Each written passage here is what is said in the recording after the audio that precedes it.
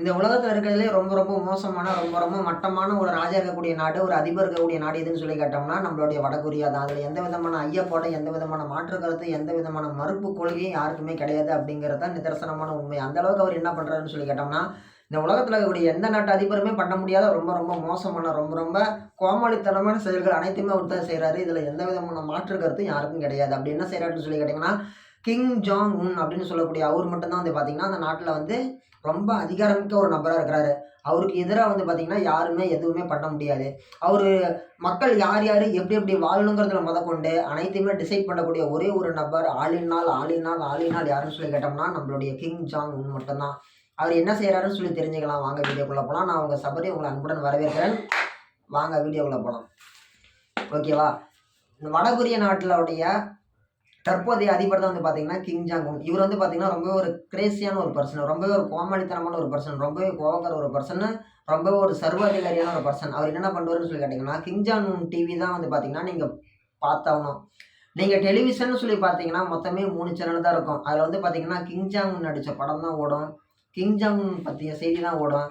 இன்னொன்னு அரசாங்கம் என்னென்ன சாதனை செய்றாங்கன்னு சொல்ற செய்தி ஓடும். உங்களுக்கு பிடிச்சாலும் பிடிக்கலனாலும் அதான் பார்த்தாகணும். வேற வழியே கிடையாது. சரி ஓகே. எனக்கு அவன்லாம் ஒரு ஆளே கிடையாது. அவன் சொல்றத நான் என்னத்துக்கு பார்க்கணும்? நான் வந்து என்ன பண்ணுவேன், நான் வந்து என் ஃபோன்ல வந்து நான் ஏதோ பார்ப்பேன்னு சொல்லி கேட்டீங்கன்னா, அங்கேயும் தலையை வச்சிருக்கேன் நான் ஆப்பு. அங்க வந்து பார்த்தீங்கன்னா, 100க்கு 10 பேர் 100க்கு 10 பேர் கையில மட்டும் தான் வந்து பார்த்தீங்கன்னா, ஸ்மார்ட் ஃபோனே இருக்குது. மீதி 90% ஆளுங்ககிட்ட வெறும் டச்சு ஃபோனுங்கிற பேச்சுக்கே இடம் கிடையாது. 10% பேர்கிட்ட டச் ஃபோனு, 90% பேர்கிட்ட வெறும் பட்டன் ஃபோன் தான் இருக்குது. இதுல யாருக்குமே வந்து எந்த விதமான ஒரு மறுப்பு கொள்கையுமே கிடையாது. அந்த ஊர்ல வந்து பார்த்தீங்கன்னா, அதிகமா எல்லார்கிட்டயுமே பட்டன் ஃபோன் தான் இருக்கும். டச் ஃபோனே கிடையாது. டச் ஃபோன் வைக்கணும்னு சொல்லி யாருமே முயற்சி பண்ணது கிடையாது. அது மட்டும் கிடையாது. அந்த ஊர்ல வந்து பார்த்தீங்கன்னா, மக்களுடைய ஒவ்வொரு நடவடிக்கையுமே அரசாங்கத்தால கண்காணிக்கப்படும். இப்ப கிம் ஜாங் உன்னோட அவங்க அப்பன் செத்து போனதுக்கு கிட்டத்தட்ட ஒவ்வொரு வருஷமும் நினைவு நாள் வரும்போது, ஒவ்வொரு வருஷமும் ஒரு 10 நாள் யாருமே எந்த ஒரு நல்லது கெட்டதுமே பண்ணக்கூடாது. யாருமே எந்த ஒரு சந்தோஷமாவும் இருக்கக்கூடாது. இப்ப ஒரு குழந்தை பொறந்துச்சுன்னா பேர் வைக்கக்கூடாது. பொண்ணு பார்க்க போறீங்கன்னா நிச்சயம் பண்ணக்கூடாது. கல்யாணம்னா தாலி கட்டக்கூடாது. 10 நாள் கழிச்சு தான் நீங்க தள்ளி போடணும். இத மீறி எதாவது பண்ணீங்கன்னா, அவங்கள தூக்கிட்டு போயி தூக்குல போட்டுருவான். இல்லைன்னா ஊர் மக்கள் இன்னைக்கு வச்சு சுட்டு கொன்னு போடுவான். அந்த அளவுக்கு மோசமான மனுஷன். அந்த மனுஷன் பேசும்போது யாராவது படுத்து தூங்குனாங்கன்னா, அந்த ஆளு மொக்கையா பேசினாலும் சரி, எப்படி பேசினாலும் சரி, அந்த ஆளு பேசும்போது 2 மணி நேரம் பேசுவான், 3 மணி நேரமும் பேசுவான். அவன் பேசும்போது யாராவது படுத்து தூங்கி விட்டாங்கன்னா, தூக்கிட்டு போய் சுட்டு கொன்னு போடுவாரு. அப்படி அவர் பேசிட்டு இருக்கும்போது டிஃபென்ஸ் மினிஸ்டர் ஒரு தடவ என்ன பண்ணிவிட்டாரு, படுத்து தூங்கிவிட்டாரு. அவர கூட்டிட்டு போய் 100 பேர் முன்னாடி நிக்க வச்சு சுட்டு கொன்னுப்புட்டான் மனுஷன். எவ்வளவு மட்டமான ஆள் பார்த்தீங்களா? அப்படி ஒருத்தர் இருக்கிறாரு. இந்த 2025லயும் ஒருத்தர் வாழ்ந்துட்டு இருக்கிறாரு. வடகொரிய அதிபர் கிம் ஜாங் உன். ஓகேங்களா? அவர் அந்த மாரி பண்ணியிருக்கிறாரு. அது மட்டும் கிடையாது. அவர் செஞ்ச விஷயங்கள கேட்டீங்கன்னா சிரிப்பு சிரிப்பா வரும். ஒரு 20 விதமான முறைகள்ல மட்டும் தான் ஊருக்குள்ள மத்தவங்கலாம் கட்டிங் பண்ணலாம். ஆண்கள் ஒரு 12 விதமா கட்டிங் பண்ணலாம். பெண்கள் ஒரு 8 விதமா கட்டிங் பண்ணலாம். அத தாண்டி வேற யாரும் டிஃபரெண்ட் டைப்ல கட்டிங் பண்ண முடியாது. நம்ப ஊர்ல இருக்கிற மாரி புள்ளிங்கோ ஸ்டைல்லாம் பண்ண முடியாது. நம்ப ஊர்ல இருக்கிற மாரி வந்து பார்த்தீங்கன்னா, பாக்ஸ் கட்டிங்லாம் விட முடியாது. நம்ப ஊர்ல இருக்கிற மாரி கலர் அடிக்க முடியாது. அங்க இதுனா இதுதான். அத மீறி யாரோ உங்களுக்கு முடி வெட்டுனாங்க அப்டின்னா, உங்களுக்கு முடி வெட்டி விட்ட ஆள தூக்கிட்டு போய் சுட்டு புடுவாங்க. உங்களையும் சுட்டு புடுவாங்க. அந்த அளவுக்கு ரொம்ப மோசமான ஆளு. அது மட்டும் கிடையாது. அவரு ஃபோட்டோ வந்து எல்லாருடைய வீட்லயும் இருக்கணும். இப்ப நம்ப ஊர்ல எடுத்துக்கிட்டோம் அப்டின்னா, யார் ஆட்சியில இருக்கிறாங்களோ, இப்ப வந்து டிஎம்கே ஆட்சியில இருந்தா ஸ்டாலின் அவர்களுடைய ஃபோட்டோ. ஏடிஎம்கே ஆட்சியில இருந்துச்சு அப்டின்னா, திரு எடப்பாடி பழனிசாமி ஐயா அவர்களுடைய ஃபோட்டோ. இவங்க ஃபோட்டோ வந்து எங்க மாட்டி வைப்பாங்க? அரசு அலுவலகங்கள்ல மாட்டி வைப்பாங்க. எந்தெந்த இடத்துல மாட்டி வைப்பாங்க? ஒரு ரேஷன் கடை, ஒரு ஆஸ்பத்திரி, ஒரு போலீஸ் ஸ்டேஷனு, ஒரு கோர்ட்டு இந்த மாரி இடத்துலலாம் வந்து மாட்டி வைப்பாங்க. இவங்க வந்து அரசு தலைவர்கள், முதல் அமைச்சர்கள். அதனால வந்து இவங்க ஃபோட்டோ மாட்டி வைப்பாங்க. ஆனா, கிம் ஜாங் உன்னோட ஃபோட்டோ அப்படிங்கிறது அரசு அலுவலகங்கள் மட்டும் கிடையாது. பொது இடம் மட்டும் கிடையாது. ஒவ்வொருத்தரோட வீட்லயும் கட்டாயம் மாட்டியிருக்கணும். இத வந்து வாரம் ஒருக்கா வந்து இன்ஸ்பெக்ஷன்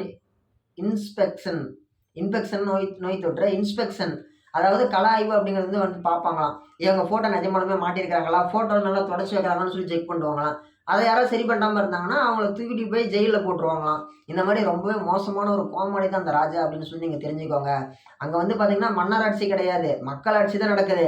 அந்த மக்கள் ஆட்சியில அவன் ஒருத்தன் தான் எலக்ஷன்ல நிப்பான். அண்ணன் போஸ்ட் தான் அவன். இருந்தாலும் நீங்க கம்பல்சரி போய் ஓட்டு போட்டே ஆகணும். அந்த ஊர்ல ஸ்கூல் படிக்கிறவங்கலாம் வந்து பார்த்தீங்க அப்படின்னா, ஸ்கூல் முடிச்ச வாட்டி விருப்பம் இருந்தாலும் சரி, விருப்பம் இல்லைனாலும் சரி, ஸ்கூல் எஜுகேஷன் முடிச்ச உடனே ஆண்களா இருந்தா 8 வருஷம், பெண்களா இருந்தா 5 வருஷம் அந்த நாட்டோட ராணுவத்துல போய் கடமை அப்படிங்கிறத செஞ்சே ஆகணும். பணியாற்றியே ஆகணும்.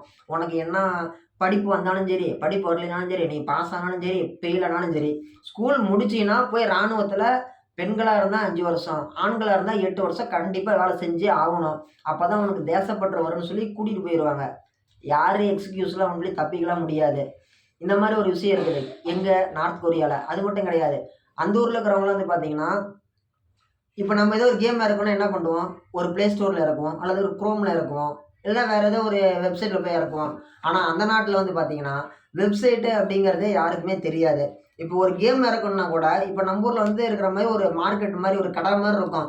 அங்க போய் இவங்க என்ன பண்ணணும்? இவங்க என்ன ஆப் யூஸ் பண்றோம்ன்னு சொல்லிட்டு இவங்க வந்து மென்ஷன் பண்ணணும். மென்ஷன் பண்ணி எனக்கு இந்த ஆப் வேணும்னு சொல்லி எழுதி குடுக்கணும். அவங்க என்ன பண்ணுவாங்க? கவர்மெண்ட் தரப்புல அதெல்லாம் அனலைஸ் பண்ணி பார்த்துட்டு ஒரு பென் டிரைவ்ல இறக்கி குடுப்பாங்க. அந்த பென் டிரைவ் இறக்கி கொண்டு வந்து இவங்க வச்சுக்கிட்டு என்ன பண்ணணும்? இவங்களோட இதில மட்டும் யூஸ் பண்ணிக்கணும். இன்னொருத்தர் ஃபோனுக்கு அத ஷேர் பண்ண முடியாத மாரி தான் அவங்க லாக் பண்ணி தான் குடுப்பாங்க. என்ன சபரி அதெல்லாம் நம்புற மாரி இருக்குதுன்னு சொல்லி கேட்டீங்கன்னா, அப்சல்யூட்லி. இப்போ ஒருத்தர் ஃபோன்ல இருந்து இப்ப நம்ம ஒரு WhatsAppல ஒரு ஃபோட்டோ அனுப்புறாங்கன்னா, ஒன் டைம் ஓப்பன் அப்படின்னு சொல்லியிருக்கோம். ஒரு டைம் மேல நம்ம ஓப்பன் பண்ண முடியாது. ஒரு தடவ இப்படி வந்துச்சுன்னா, வந்துச்சு தான் மறுபடியும் காணாம போயிரும். அதே மாரி ஒருத்தருடைய லேப்டாப்லேருந்து இன்னொருத்தர் லேப்டாப்புக்கோ எதுக்குமே வந்து ஷேர் பண்ண முடியாது. அந்த மாரி தான். அதே மாரி நார்த் கொரியால இருக்கக்கூடிய வயசு பசங்க ஒரு 18க்கு உள்ள இருக்கிறவங்க வந்து பார்த்தீங்கன்னா, சவுத் கொரியன் சீரிஸ் பார்த்துருக்காங்க. இத்தனைக்கும் பான் கூட கிடையாது. இத்தனைக்கும் அந்த ஊர்ல பான் வீடியோ அவைலபிளே கிடையாது.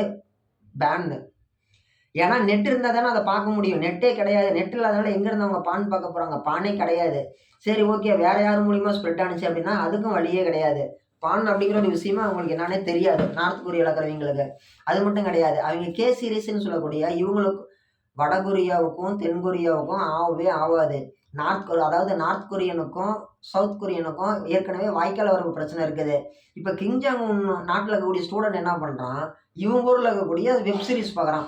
இத்தனைக்கும் நல்ல ஒரு கதைக்களம் கொண்ட ஒரு இதுதான். பான் கூட கிடையாது, அடல்ட் கூட கிடையாது. நல்ல ஒரு லவ் ஸ்டோரி மாரி, ஒரு காமனான ஒரு வெப் சீரிஸ் பார்த்துருக்கிறான். அத பார்த்ததுக்கோசரம், அந்த குற்றத்திற்கோசரம் இவன் என்ன பண்ணிக்கிறாங்க, தூக்கிட்டு வந்து ஊர் முன்னாடி நிக்க வச்சு சுட்டு கொன்றுக்கிறாங்க.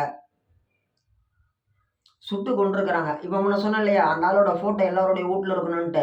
அந்த ஃபோட்டோ யார் யார் வூட்ல இல்லையோ, யார் யாரெல்லாம் கீழ ஏதோ உடைஞ்சிருந்துச்சு அப்படின்னு கவனிக்காம இருக்கிறாங்களோ, அவைங்களுக்கெல்லாம் மரண தண்டனை. அதே மாரி ஒரு வூட்ல வந்து எரிஞ்சு போச்சாம். அந்த எரிஞ்சு போனப்ப இந்த அம்மா என்ன பண்ணியிருக்காங்க, குழந்தைங்கள மட்டும் காப்பாத்திட்டாங்க. ஃபோட்டோ எரிய விட்டாங்களாம். அந்த பொண்ண தூக்கிட்டு போயி 2 குழந்தைங்க இருக்கிற பொண்ணுன்னு கூட பார்க்காம, அந்த பொண்ண சுட்டு கொன்றுக்கிறானுங்க. எதுக்கோசரம் அந்த கேவலம் ஒரு ஃபோட்டோவ நீ சரியா பார்த்துக்கலன்னு சொல்லிட்டு. அது மட்டும் கிடையாது. நார்த் கொரியால, வட கொரியால தற்கொலை பண்ணிக்கிறது அப்படிங்கிறது தேச குற்றம். இப்ப யாராச்சும் ஒருத்தர் தற்கொலை பண்ணிக்கிட்டாங்கன்னா, அவிங்க குடும்பத்தையே தூக்கிட்டு போய் தூக்குல போட்டு கொன்னு புடுவான். Kim Jong Un. தற்கொலை அப்படிங்கிறது சட்டப்படி தேசிய குற்றமா அந்த ஆளு அறிவிச்சிருக்கிறாரு. இந்த மாரி ரொம்பவே மோசமான ஆளு. ஆனா அந்த ஆளு என்ன பண்ணிறாரு, நீங்க கஞ்சா மட்டும் அடிச்சுக்கோங்கன்னு இருக்கிறாரு ஊர்ல. மேரிஜுவானான்னு சொல்லக்கூடிய நம்ப ஊர்ல வந்து அது நம்ம தமிழகத்துல அது வந்து பேனான ஒரு விஷயம். உடலுக்கு ஆபத்து மற்றும் சட்டவிரோதமானது நம்ம தமிழகத்துல.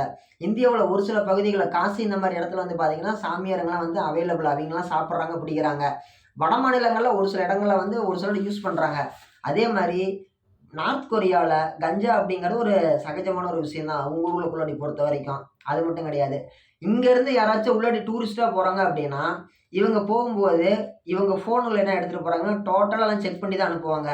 அதே மாரி அங்கருந்து அவங்க ரிட்டர்ன் வராங்க அப்படின்னா, ஏர்போர்ட்ல வச்சு இவங்க என்னென்ன ஃபோட்டோ எடுத்திருக்கிறாங்க, நார்த் கொரியால வந்து இவங்க என்னென்ன ஃபோட்டோ எடுத்துருக்காங்கன்னு பார்ப்பாங்க. அவங்க சட்டத்துக்கு உட்பட்டு இருக்கக்கூடிய ஃபோட்டோ எடுத்திருந்தீங்கன்னா, உங்கள உட்டுருவாங்க. மீதி ஏதோ பண்ணியிருந்தீங்கன்னா, அந்த நாட்டுக்கு சுற்றுலா பயணியா போயிருந்தாலும் சரி, தூக்கிட்டு போய் ஜெயில்ல போடுற மாரி போட்டு, காதும் காதும் வச்ச மாரி சுட்டு கொன்னு புடுவாங்க. அந்த மாரி பண்ணியிருக்கிறாய்ங்க. ரொம்ப ரொம்ப மோசமான ஆளுங்க. அந்த இடத்துக்கு போயிட்டு வரோம் அப்படிங்கிறதே ரொம்பவே ஆபத்தான விஷயம் தான். அந்த ஊர்ல இருக்கக்கூடிய மக்கள்லாம் புலிவால புடிச்ச மாரி தான். உடவும் முடியல, உட்டா கடிச்சுப்புடும். புடிச்சுக்கிட்டே சுத்திக்கிட்டு இருந்தா காலும் வலிக்குது. கத்தி மேல நடக்கிற மாரி தான். புலிவால புடிச்ச மாரி தான் கிம் ஜாங் உன் ஆட்சி கீழ மக்கள் வாழ்ந்துட்டு இருக்கிறாங்க. இந்த உலகத்துல வாழ்ந்துட்டு இருக்கக்கூடிய ஒரே ஒரு கடைசி சர்வாதிகாரி கோமாளி மன்னன் யாருன்னு சொல்லி கேட்டோம்னா, நம்ம கிம் ஜாங் உன் தான்.